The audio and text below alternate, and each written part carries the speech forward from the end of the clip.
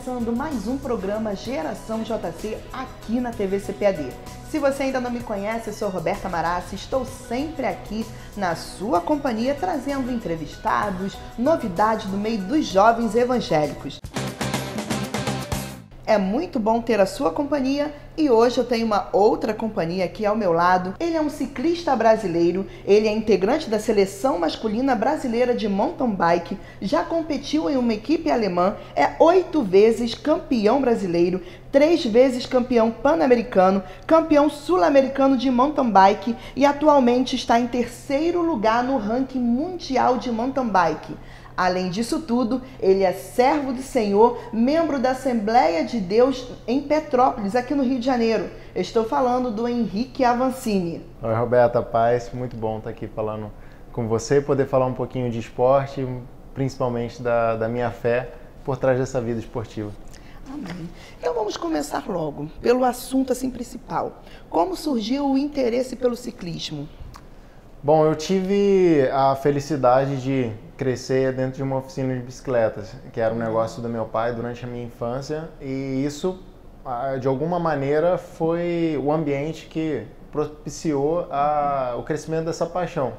Eu comecei a pedalar muito novo, minha primeira bicicleta foi uma bicicleta montada pelo meu pai com sucatas dessa oficina, e pedalar se tornou minha brincadeira favorita. Então eu fugia de casa depois da escola ou antes da escola para subir os morros de Petrópolis, uma cidade bastante montanhosa, e pequenininho eu fugia de casa para ficar subindo morros e eu ficava cronometrando meus tempos. E eu acho que talvez essa minha natureza competitiva comigo mesmo que foi me levando para esse lado do ciclismo como esporte, né? Além da brincadeira de andar de bicicleta.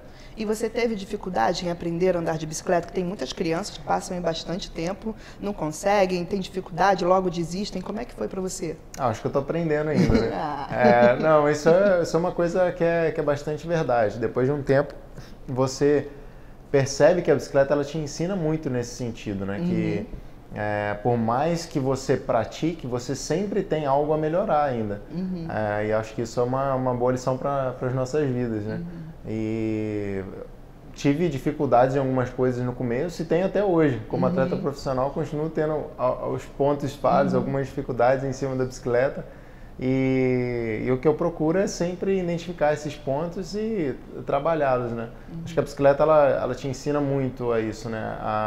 A vencer os obstáculos por esforço, a vencer seus medos nos trechos mais radicais, mais exigentes. Então foi uma boa escola da vida para mim e ainda é até hoje. Legal. E você sempre gostou de esporte? Sempre fui muito ativo, sempre corri muito, brinquei muito, sempre fui muito competitivo. Então eu sempre gostava de brincar e de ser realmente, buscar fazer as coisas bem. Sempre tive esse lado ativo, mas muito competitivo também. E foi na infância que você ganhou sua primeira competição? Foi logo no começo da minha infância, né, com essa primeira bicicleta, inclusive. Eu fiz a minha primeira competição com 8 anos de idade. Olha! Foi um campeonato brasileiro em Paulo de Fronten, no Rio de Janeiro, no interior do Rio. E eu lembro que terminei na 2ª colocação, na categoria infantil ainda, que era a primeira categoria, né, disputada. E desde então foi uma coisa que eu gostei de competir. É uma coisa que eu gosto ainda muito até hoje. Gosto não só de competir, mas gosto principalmente do processo de preparação. Gosto do tempo que eu tenho que dedicar para me preparar para algo. Isso é uma coisa que eu comecei a me interessar cada vez mais, comecei a gostar cada vez mais desse processo. E quem mais te incentivou a seguir no esporte? Olha, acredito que meu pai sempre foi a pessoa que me deu mais apoio, foi a pessoa que sempre esteve ao meu lado, que, enfim, buscou o máximo de alternativas para possibilitar que eu praticasse a modalidade. Mas eu costumo dizer que é um esporte tão duro que ninguém pode te estimular, ninguém pode te induzir a fazê-lo. É uma coisa que ou você gosta ou você não gosta, principalmente quando você se direciona para um lado mais competitivo, um lado mais profissional. Pedalar é muito legal, você vai a lugares muito bonitos, interessantes, te possibilita experiências bastante diferentes. Mas quando você sai do viés de lazer, de prazer, de estilo de vida e vai para o lado mais competitivo também, é uma profissão, é uma atividade que machuca muito o seu físico. Então você tem que você tem que gostar disso, você tem que ter o prazer da dedicação e encontrar uma espécie de satisfação durante o sofrimento dos treinamentos e das competições. Eu te perguntei se alguém te incentivou e agora ao contrário, alguém criticou você querer seguir esse caminho? Olha, acho que a gente lidar com críticas faz parte da vida. Até hoje eu sofro muitas críticas ainda. E uma coisa que foi interessante principalmente durante a adolescência e juventude, o meu maior dilema foi em relação a se essa profissão, se esse caminho era uma coisa que fazia sentido na minha vida como cristão ou não. Eu ainda não tinha a projeção que eu tenho, ninguém sabia quem eu era uma coisa que eu gostava de fazer, eu gostava de competir, que gerava coisas boas na minha vida, mas chegou um momento que eu comecei a me questionar, poxa, o que eu estou gerando para o reino, para Deus? Isso é uma coisa boa de fazer ou não? Porque é um conflito que você passa quando você faz uma atividade não óbvia dentro do reino. Então, cada vez mais eu viajava mais, eu ia menos a cultos, eu ia menos a escolas dominicais. Isso é uma coisa que você se questiona. Poxa, será que isso é o caminho certo de eu estar seguindo? Será que eu vou produzir alguma coisa? Será que isso está só me afastando de Deus? Então você começa a pesar muito as suas ocupações em comparação com os seus princípios.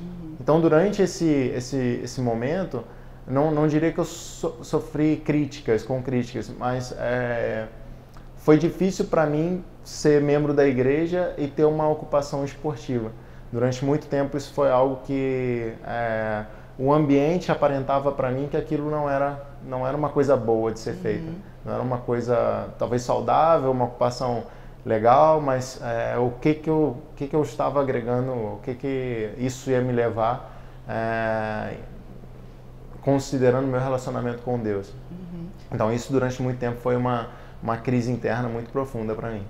E você já nasceu num lar praticamente evangélico, foi com você pequeno que sua mãe veio para Jesus, não é isso? Eu fui praticamente criado dentro da igreja, dentro de uma Assembleia de Deus. E isso para mim hoje tem muito valor, não só pelo privilégio da salvação, de ter acesso à graça, mas por poder ter os princípios que eu tenho hoje e aplicar isso dentro do meu ambiente, dentro do ambiente esportivo. Então foram coisas que eu aprendi em escolas dominicais, em cultos de doutrina, enfim, no relacionamento com a igreja em si, que eu, depois de muito tempo, consegui processar isso e levar esses princípios para um ambiente completamente diverso, um ambiente que era diferente. Mas passar por esse processo é uma coisa difícil, é bastante complexo. E toda oportunidade que você tem, você fala de Deus, né? Seja nas redes sociais, nas entrevistas. Você sofreu algum preconceito por ser evangélico? Olha, acho que durante muito tempo ainda é assim, depende muito de como você acho que se porta, né? Eu gosto muito de ler as cartas de Paulo, quando ele fala de como nós devemos agir como uma carta viva, né? Nós somos a carta viva que o mundo pode ler. Eu acho que na minha situação, na minha ocupação, eu fico muito feliz quando alguém me pergunta se eu sou cristão, sem eu ter falado que eu sou cristão, sem eu ter declarado eu sou evangélico, ou ter falado de Deus de uma maneira mais direta. Porque eu fico feliz quando as pessoas olham para mim, para alguma ação que eu faço, ou alguma coisa que eu falo, e eles questionam por que esse cara pensa assim, por que esse cara age assim, isso não é tão óbvio, de onde que veio esse pensamento dele, de onde que vem essa vontade ou esse princípio dele. E aí, quando as pessoas conseguem vincular isso aos princípios cristãos, isso para mim é um bom indício de que eu estou cumprindo bem a minha missão, cumprindo o meu propósito dentro dessa ocupação. Então, eu nunca sofri nenhum tipo de preconceito. Muitas das vezes as pessoas, dependendo de como você age, você pode ou atrair as pessoas ou repelir. O jeito que você fala de Deus, às vezes, pode repelir as pessoas num primeiro momento. Então, eu tomo muito cuidado com isso. Como eu me exponho para exercer a minha fé e para expor a minha fé também, para expor o quanto eu creio em Deus e o que eu acredito que é realmente o meu propósito fazendo a minha atividade esportiva. Então, eu tive que primeiro entender isso para depois conseguir passar essa mensagem através das minhas ações. E como é que você consegue conciliar a vida de atleta, que é uma rotina pesada, os estudos, intimidade com Deus, de repente, você é líder de adolescentes também, né, na igreja, com sua esposa, como é que você consegue conciliar tudo isso? Olha, tem momentos assim que eu acredito que não seja uma capacidade minha, porque hoje a quantidade de coisas que eu faço é fora do normal, né, para um atleta profissional. Tem meus parceiros de equipes que eles, enfim, às vezes eles têm dificuldade de só manter a rotina de treinamento e ter uma vida social com os familiares. Então tem várias outras ocupações paralelas à minha carreira. Eu treino mais do que a grande maioria dos atletas a nível mundial, meu volume de treino, minha carga é maior e eu acho que é Deus que me capacita a fazer isso. E eu aprendi a ter relacionamento com Deus, a entrar no quarto secreto, em lugares não tão óbvios. Acho que o nosso Deus não é um Deus óbvio, né? Quando a gente começa a olhar a Bíblia, tem tantas passagens da manifestação de Deus em locais, em situações que não eram, enfim, tão óbvias, né? E eu aprendi a tentar buscar mais isso. Em viagens, ou durante os treinamentos, ou durante uma competição, em momentos críticos para mim, foram os momentos que eu pude crescer cada vez mais espiritualmente. Obviamente, para o cristão estar na igreja, estar no templo, ter a comunhão com os irmãos, é uma coisa de importância fundamental, mas eu aprendi também que eu poderia buscar a Deus em outros lugares, em outras situações. Ok, Henrique. Mas olha só, não sai daí, que daqui a pouquinho a gente volta com muito mais, hein?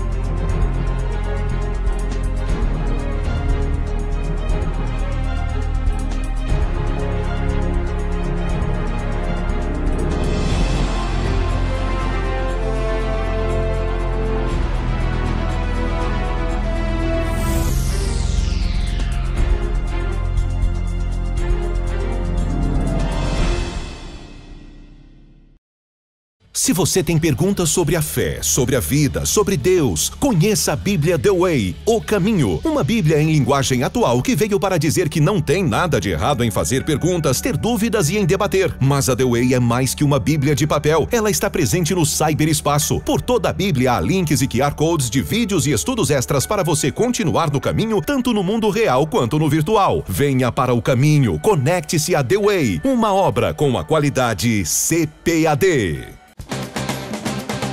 Estamos de volta com o programa Geração JC e hoje estamos aqui com Henrique Avancini, ele que é campeão brasileiro de mountain bike. Henrique, vamos continuar aqui a nossa entrevista, né? Dos lugares onde você já percorreu, qual mais gostou e por quê? Bom, como ciclista de mountain bike, né, eu acabo tendo muito contato com a natureza e acabo desenvolvendo um gosto, né, um amor muito profundo pelas coisas naturais, né? Primeiro campeonato mundial que eu participei foi na Nova Zelândia, que é um lugar com uma beleza natural impressionante. E um lugar que me marcou muito, uma viagem que me marcou muito, foi minha primeira viagem ao Chipre, a ilha do Chipre, no Mediterrâneo, que foi um momento, enfim, de muitas dúvidas na minha carreira, e que eu estava buscando um lugar no circuito profissional. E eu fui muito com a cara, com a coragem e com fé. Viajei sozinho para a ilha, ainda tinha de 19 para 20 anos, para competir um principal torneio de abertura da temporada mundial. E eu não tinha realmente condições, em vários sentidos, de estar competindo com aqueles melhores atletas do mundo. E foi um período que, enfim, eu tive algumas experiências muito interessantes. Me aproximou muito de Deus essa viagem, e foi realmente muito marcante para mim. Talvez não pelo lugar em si, mas pela experiência que eu tive no lugar. Acho que a gente, às vezes, nós valorizamos mais os locais pelo que a gente vive neles do que pelo local em si. Agora, para quem está conhecendo o Henrique Avancini hoje, conta um pouquinho mais sobre a modalidade que você compete. Eu sou atleta do ciclismo mountain bike olímpico. O mountain bike é a modalidade off-road do ciclismo, né? Disputada em terrenos mais acidentados. E o mountain bike olímpico é uma modalidade disputada em um circuito fechado, geralmente a média de 4 km por volta. E nós damos várias voltas e o tempo de prova dura em torno de 1h30 de competição. E o terreno é acidentado, são subidas e descidas, repetidas subidas e descidas. Alguns trechos são construídos pelo homem, outros são terrenos naturais, sobre rochas, pedras, troncos, raízes, saltos. Então é uma modalidade que ela exige muito da endurance do atleta, é uma competição bastante longa. Ela exige muito da explosão do piloto, porque nós largamos numa Copa do Mundo, por exemplo, são os 150 melhores atletas do mundo, largando num pelotão só. E às vezes em 500 metros nós vamos entrar num trecho que só passa um por vez. Então exige muito a parte de explosão do atleta, e exige muito a destreza técnica, né? Você precisa pilotar muito bem a bicicleta, tem que ter uma destreza de controle do equipamento muito desenvolvida. Então é uma modalidade bastante completa, é considerada uma das modalidades olímpicas mais complexas, por você ter que trabalhar tanto em várias áreas que são relativamente diferentes. É bastante intenso. Uma competição de 1h30, geralmente a minha média de batimentos durante esses 90 minutos fica acima de 180 batimentos por minuto. Então, com isso dá para ter uma noção do quão intenso é o esforço. E é o desespero das mães, tá bom? Já vou logo avisando que as mães devem ficar com o coração na mão, né? A minha sofreu bastante. Acho que ainda sofre. E justamente por você atuar nessa área que é muito complicada, né? Que é arriscado, né? Deve ser difícil para um atleta não poder treinar, de repente, com uma entorse, com uma luxação. Como é que é esse momento? É um momento de autoconhecimento de muito valor para o atleta. Depois de alguns anos, eu já estou nessa vida há mais de 20 anos, depois de alguns anos eu comecei a refletir sobre as lesões de uma maneira bastante diferente. Chegou um momento da minha carreira que eu fui avançando e que me gerou um certo medo eu perder isso. Eu tinha medo de perder a capacidade de desempenhar o que eu gostava de fazer. E chegou um momento que eu comecei a pensar sobre isso, porque eu acho que a gente se confunde muito, a vida ela é um pouco traiçoeira às vezes com a gente, né? A gente é muito fácil a gente começar a alimentar a nossa vaidade, a nossa satisfação pessoal, que aquilo gera em nós. Então chegou um momento que eu comecei a ter um pouco de receio. Poxa, um dia minha carreira vai acabar, um dia eu posso me machucar, e se eu me machucar e tudo mais. E aí eu comecei a refletir sobre isso e sobre a minha carreira, sobre o que realmente a minha carreira significava para mim, e principalmente dentro da minha vida, né? Qual era o meu propósito em fazer isso. E talvez a grande resposta que eu tive disso, eu tive algumas lesões nos últimos anos, mas eu tive uma lesão mais grave em 2016, que foi no ano olímpico. Competir nos Jogos Olímpicos em casa é um grande momento para o atleta, é um momento simbólico para o atleta, muito importante. E quando você compete os Jogos Olímpicos em casa, é uma pressão inimaginável assim, para o atleta. Você carregar o peso da sua nação na sua casa é uma coisa que pouca gente consegue compreender o que realmente significa. E no começo de 2016 eu tive uma lesão na coluna, eu tive uma compressão de uma passagem neural, e às vezes minhas pernas meio que desligavam. Isso para mim foi um momento assim muito, muito intenso. Eu fiquei praticamente 4 meses lutando com essa lesão, então em alguns momentos eu conseguia treinar super bem, competia bem, e às vezes, enfim, essa lesão era uma lesão bastante difícil de ser controlada. Ela reincidia e no meio de uma competição jogava tudo por água abaixo. Então foi um ano muito, muito estressante para mim, além do desgaste de você estar fazendo a preparação mais intensa para uma prova que teoricamente é a prova mais importante até então da sua carreira. Eu tive que lidar com esse estresse paralelo. E no dia dos Jogos Olímpicos, eu fiquei o ano inteiro nesses altos e baixos, ainda conseguia crescer em algumas provas, fazer bons resultados, e aí na semana seguinte já não ia tão bem. E consegui fazer uma preparação muito boa antes dos Jogos Olímpicos, consegui razoavelmente controlar essa lesão, então eu treinei durante 4 meses sem ter um incidente mais grave. Aí cheguei para os jogos mais tranquilo, muito concentrado, muito em forma, fiz uma preparação excelente. E durante a competição, foi o último dia de competição dos jogos, né, quando a prova do mountain bike é realizada, eu tive uma lesão na musculatura paravertebral, que é a musculatura que segura a coluna no local, né?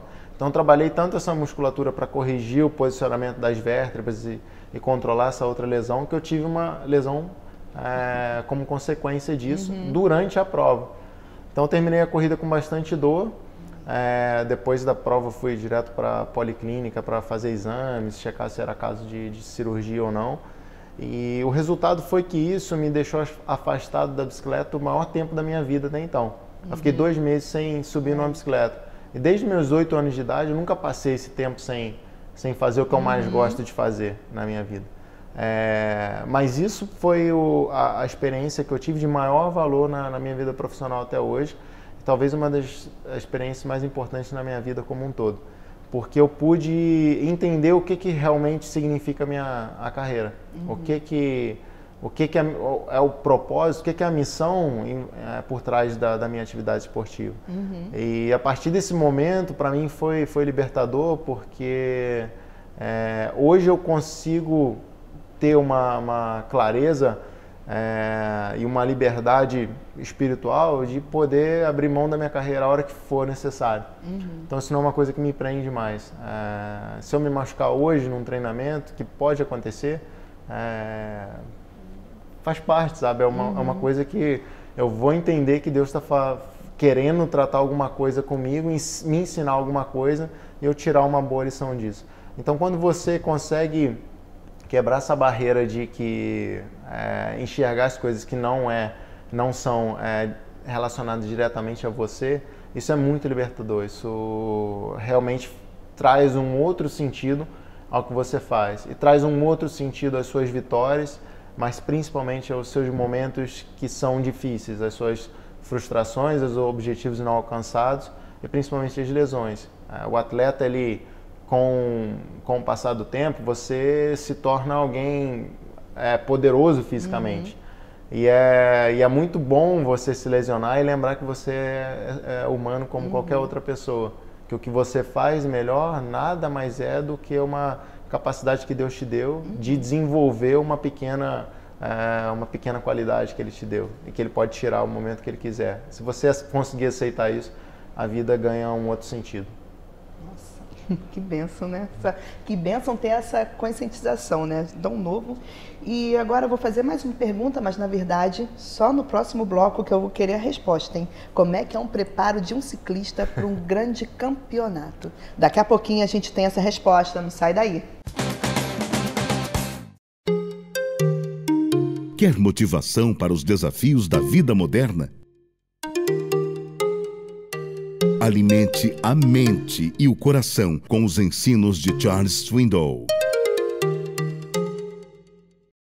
Vivendo os Salmos, uma obra que lhe ajudará a viver as Escrituras como nunca antes. Um produto com a qualidade CPAD.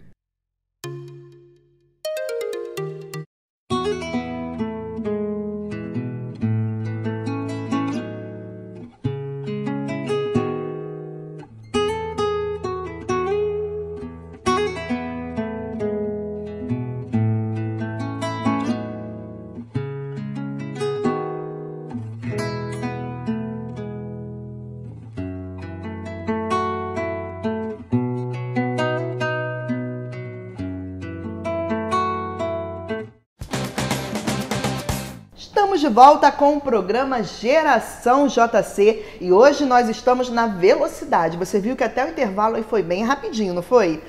Hoje a gente está aqui na companhia do ciclista Henrique Avancini. Henrique, antes do intervalo eu te fiz uma pergunta. Como que é o preparo de um ciclista para um grande campeonato, como as Olimpíadas, por exemplo?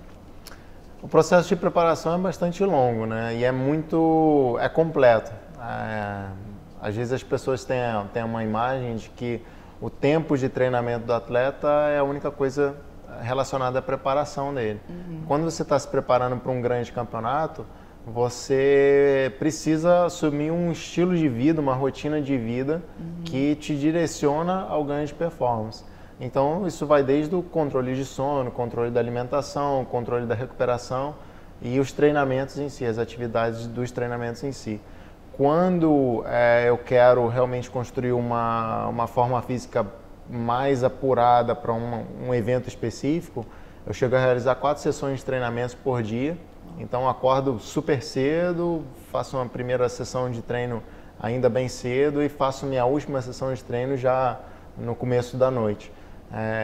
Então nos intervalos você ainda precisa incluir atividades que proporcionem teoricamente um ganho de performance. E acho que o grande ponto da vida do atleta de alto rendimento é você ter a consciência de que não necessariamente quanto mais você investe, mais você ganha. E isso é uma coisa que para o atleta às vezes é muito difícil você aceitar e você saber lidar com isso. Quando você começa a querer disputar com os melhores do mundo, quando o seu nível, principalmente em modalidades individuais, vai ficando cada vez mais avançado, você precisa buscar mais recursos, mais ferramentas de preparação, você busca melhorar em vários aspectos, mas como são muitas informações para um corpo orgânico, né, nem sempre a absorção do treinamento, dos estímulos que você dá, gera resultado. Isso para o atleta é muito difícil, até por isso que a preparação mental do atleta é muito importante. Você saber administrar o seu corpo para que ele possa absorver esses estímulos que você dá ao seu corpo. Você já teve oportunidade de falar de Jesus para os outros atletas? Já, acho que a oportunidade a gente sempre tem, né? Acho que nossa maior dificuldade é enxergar essas oportunidades. Mas já, e às vezes me impressiona um pouco, porque como brasileiro, a gente tem acesso ao Evangelho com muita facilidade. E é uma coisa muito comum. Mesmo quem não é cristão, sabe alguma coisa sabe quem é Jesus, sabe né? quem é Jesus, sabe sabe identificar um cristão pelo jeito que ele age na vida social, na vida pública dele. Então a gente tem uma sociedade que é muito mais ligada ao cristianismo. Quando às vezes você vai para alguns outros países, que algumas pessoas mal escutaram sobre Jesus, ou quando você fala de algum apóstolo ou de algum personagem bíblico, as pessoas não sabem o que aquilo significa. para mim, num primeiro momento, foi chocante. E hoje é interessante para mim porque eu corro por uma equipe baseada na Alemanha, e é uma equipe que tem 6 nacionalidades envolvidas, entre as pessoas que trabalham no staff e atletas. E quando eu entrei nessa equipe em 2015, eu lembro assim, que eu tinha algumas conversas com esses integrantes e eles não sabiam nada, sabe, sobre a Bíblia, sobre alguns exemplos e esse tipo de coisa. E você vê, ontem foi até uma coisa interessante que eu recebi um vídeo de um parceiro meu de equipe. Ele estava chegando em casa e ele mandou um vídeo porque teve uma tempestade e encheu a rua. É uma coisa que não era comum para ele e tal. E aí a expressão que ele usou em inglês quando ele estava fazendo o vídeo foi Jesus Cristo. É assim, você vê que os seus hábitos e as coisas que você crê, às vezes influenciam muitas pessoas, sem elas perceberem. Eu acho que isso é muito interessante, não só você ter a oportunidade de falar, você ter a oportunidade de compartilhar o conhecimento, compartilhar a sua fé, mas muitas das vezes influenciar também as pessoas a agirem como você age. E até por isso que é muito importante a gente, enfim, ter uma vida... testemunho vivo, né? Ser um testemunho vivo. Porque às vezes a gente está pregando sem perceber. E eles normalmente recebem bem quando você fala de Jesus? Sim, eu acho que o quanto você crê pesa muito em como as pessoas vão aceitar o que você está falando, né? Quando você realmente tem confiança no que você fala, no que você vive, é mais fácil que as pessoas, ao menos, parem e prestem atenção naquilo e reflitam sobre aquilo. Por que esse cara crê tanto? Por que esse cara fala sempre disso? Por que esse cara, toda vez antes de uma prova, ele está orando? Por que toda vez quando ele ganha, ele fala que foi bom porque Deus quis assim? Ou quando ele perde, ele fala que ele não estava pronto, não para não ganhar a prova, mas para o que essa vitória poderia oferecer. Então são coisas que as pessoas começam a refletir a respeito. E acho que esse é o grande ponto da vida cristã. Agora eu quero fazer uma curiosidade, uma pergunta de curiosidade que eu acho que muitos ali devem estar assim. Quantas bicicletas você já teve na vida?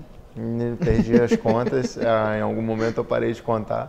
Quando eu comecei a ingressar na vida profissional de fato, né, em 2009 eu tive meu primeiro contrato profissional com uma equipe na Europa e aí larguei, enfim, bolsas de estudos aqui no Brasil, viajei para morar sozinho no exterior. E aí eu comecei a utilizar muitas bicicletas, porque a gente geralmente usa bicicletas como equipamento de teste também, nós somos também pilotos de teste, e como exposição também do material. Então, às vezes chega uma bicicleta nova pra gente, a gente faz uma competição e não dá nem para você pegar muito, porque essa bicicleta já vai embora para uma exposição ou vai para algum cliente da marca ou algo do tipo. A bicicleta é doada, é leiloada. Então acontece muito esse tipo de coisa e a gente geralmente não guarda muitas bicicletas, a gente só guarda as bicicletas mais especiais. Eu tive o privilégio de sofrer um acidente muito novo com a minha primeira bicicleta. E aí eu bati numa mureta e parti o quadro ao meio. E isso foi assim, uma das maiores sortes que eu tive, porque virou uma sucata e aquilo ficou guardado, porque na época o mais óbvio seria eu vender essa bicicleta para comprar uma outra melhor, mais nova. E eu acabei guardando a minha primeira bicicleta por causa desse acidente. E aí, além disso, só tenho algumas outras bicicletas de momentos especiais. A bicicleta dos Jogos Olímpicos, geralmente é uma bicicleta que você... a tradição das modalidades do ciclismo, você tem uma bicicleta específica para a prova, aí a gente guarda. E eu guardei também a bicicleta que eu fiz o melhor resultado de um latino-americano em campeonatos mundiais, ano passado na Austrália. E aí essa bicicleta também ela era personalizada com as cores do Brasil, aí essa eu também guardei. Legal. Agora, para os iniciantes, tem uma idade boa para começar? Tem uma idade ruim para não começar, entendeu? Acho que assim, pedalar não tem muita idade. Você pode começar desde pequeno, pode começar já mesmo que seja idoso. Tem vários benefícios para a terceira idade, para a meia idade ou para a própria a infância e juventude em aspectos diferentes. E o primordial é, primeiro, você ter equipamento de segurança, especialmente o capacete. Então, você está pensando em começar a pedalar, praticar ciclismo, seja como locomoção, como esporte ou como lazer, capacete. E é sempre bom você buscar uma ajuda especializada. Geralmente nas lojas, quando você compra uma bicicleta em uma loja, tem algum técnico de posicionamento, que a gente chama de bike fit.